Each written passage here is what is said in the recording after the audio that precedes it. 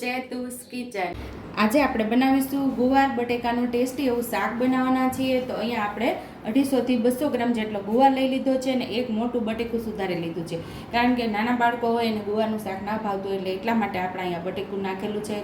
અથવા તો તમારે એકલા ગુવારનું શાક બનાવવું હોય તો એકલા ગુવારનું શાક પણ બનાવી શકો છો, પણ મારે થોડા નાના બાળકો છે એટલે એના માટે આજે હું એની હારે બટેકું ઉમેરું છું। એટલે એક મીડિયમ સાઇઝનું બટેકું લઈ અને આપણે મોટા મોટા ટુકડામાં કટ કરી લીધું છે, કારણ કે ગુવારને ચડતા થોડી વાર લાગે છે એટલે બટેકા મોટા સુધારેલા છે। અને અહીંયા આપણે 1 ચમચી જેટલું લાલ મરચું પાવડર લીધું છે, 1 ચમચી ખાંડ લીધી છે, અડધી ચમચી જેટલી હળદર, 1 ચમચીથી થોડું વધારે ધાણા જીરું પાવડર અને 5 ચમચીથી થોડા વધારે અજમો લીધો છે અને 5 ચમચી હિંગ અને 1 ચમચી આપણે લસણની દરદરી પેસ્ટ કરી લીધી છે।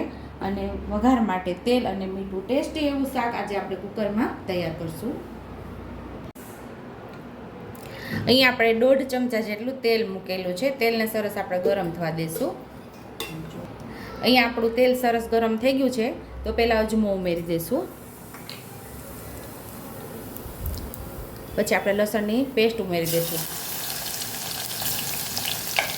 દરદરી આપણે ખાંડી લે છે, ખાંડણીમાં જ ખાંડેલી છે, દરદરી ખાંડી લેવાની, અથવા તો તમે ઝીણી ઝીણી કટકી પણ કરી શકો છો। અહીંયા આપણે હિંગ ઉમેરી દઈશું, પછી આપણે ટમેટું ઉમેરી દઈશું। એક ટમેટું આપણે સુધારી લીધું છે, એને સાતળી લઈશું। ટમેટું ઉમેર્યા પછી આપણે હળદર ઉમેરી દઈશું। અહીંયા આપણે લાલ મરચું પાવડર પણ ઉમેરી દઈશું। સરસ આપણે સાતળી લેશું અને ગુવાર ને બટેકાને ઉમેરી દઈશું આમાં।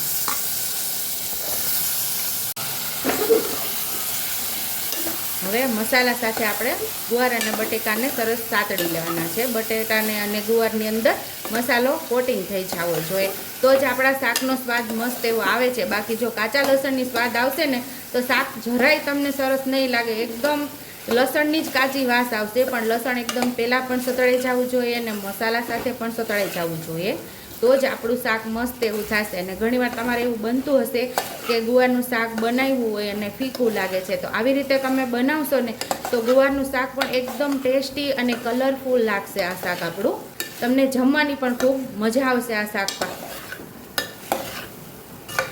અહીંયા આપણે ગળપણ માટે 1 ચમચી જે ખાંડ લીધેલી એ ઉમેરી દઈશું। ઘણીવાર એવું બને છે કે ગુવાર થોડો તુરો લાગતો હોય છે, કોઈ એમ કહે છે કે કડછો લાગે છે, તો એને બેલેન્સ કરવા માટે આપણે 1 ચમચી ખાંડ ઉમેરેલી છે। તમે ખાંડ ન ખાતા હોય તો સ્કીપ કરી શકો છો, અથવા તો 1 ચમચી ગોળ પણ ઉમેરી શકો છો। અહીંયા સ્વાદ મુજબ આપણે મીઠું ઉમેરી દઈશું।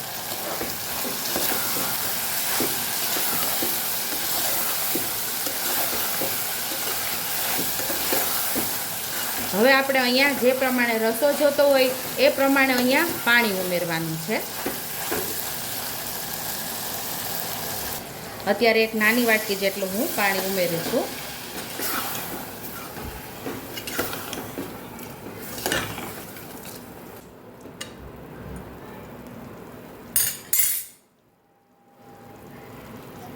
નાની વાટકીની માથે થોડું અમથું પાણી ઉમેરી અને આપણે કુકર બંધ કરી દઈશું અને સાવ ધીમા ગેસે આપણે 2 થી 3 સીટી લઈ લેવાની છે। અત્યારે કુકર ખોલીને આપણે જોઈ લઈશું, જાતે જ હવા રિલીઝ થઈ ગઈ હતી, તો મસ્ત એવું રસરસતું આપણું શાક તૈયાર થઈ ગયું છે।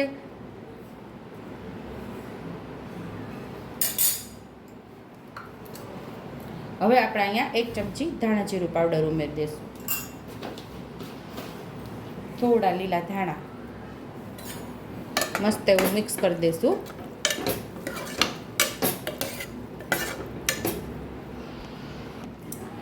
આ શાક જમવામાં એટલી મજા આવશે કે તમને ખાતા નહીં ધરાવ એવું સરસ શાક થશે। ઘણા લોકો કહે છે કે શાક આપણે કુકરમાં કરીએ તો સારું નથી થતું, તો શું કામ ન થાય? આપણે ધીમા ગેસ ઉપર ધીમા તાપે શાકને પકાવીએ છીએ તો સરસ શાક પાકી પણ જાય છે, એનો સ્વાદ પણ સરસ મીઠો આવે છે।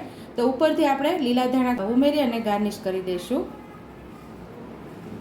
જો તમને મારી રેસીપી પસંદ આવી હોય તો મારી રેસીપીને લાઈક કરજો, શેર કરજો, સબસ્ક્રાઈબ કરજો, હાઈપ કરજો, બેલ આઇકોનને દબાવતા ભૂલતા નહીં અને કમેન્ટ બોક્સમાં કમેન્ટ કરજો કે મારી રેસીપી કેવી લાગી. તો આવજો.